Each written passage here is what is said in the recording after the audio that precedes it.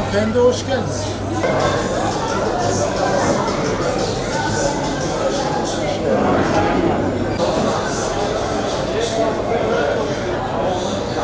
Selam, Hacettepe Hukuk Fakültesi'ni kazandım. Merhaba, İsmail Can Yeter, Boğaziçi İşletme.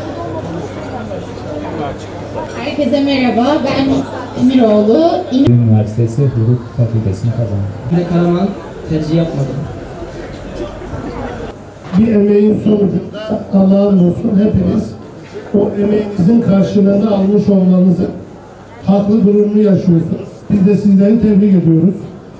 İnşallah bundan sonraki hayatınızda da bu çalışkanlığınızı biraz daha böyle ileriye götürerek okullarınızda kendi branşlarınızda inşallah önde birincilikle bitirir. Hem Malatya'mıza hem ülkemize insan katkısı noktasında katkı sağlarsınız diye düşünüyoruz. Hepinizi yürekten tebrik ediyoruz. Hepinizi kutluyoruz. Öncelikle evlatlarımızı kutluyoruz. İyi ki varlar. Çünkü bunlar Türkiye'nin gelecekleri. Bunlara aileleri çok iyi baksınlar. Geleceğimizi biz bu evlatlarımıza teslim edeceğiz. Onun için bu evlatlarımız, tüm evlatlarımız esasında kıymetli ama buradaki evlatlarımız daha kıymetli.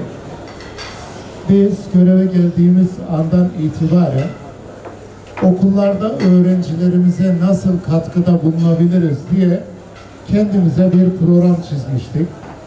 Bu program çerçevesinde okullara doküman verme noktasında öğrencilerimize test kitapları, ihtiyaç duydukları ne var ise il ve ilçe Milli Eğitim Müdürlüğümüz üzerinde öğrencilerimize kararınca destek olduk. Destek olmaya da bundan sonra da devam edeceğiz. Ve şöyle bir karar almıştık. Battal Gazi'mizde oturup ilk 10.000'e YKS değil mi? YKS'ye giren öğrencilerimizle sınav açıklandıktan sonra onlarla bir araya gelelim. Aileleriyle bir araya gelelim. Evlatlarımızı tebrik edelim.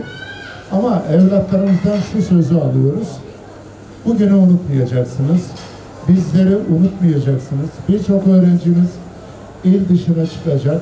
Bundan sonra Türkiye'nin değişik yerlerinde görev yapacak.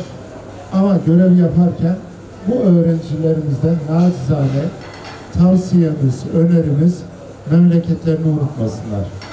Öğrenci merkezlerimizi hemen açtık. Bundan sonra bu sizin kardeşlerinize, siz gibi evlatlarımıza hizmet etmek için tüm imkanlarımızı seferber etmeye devam ediyoruz. Sayın Başkanım.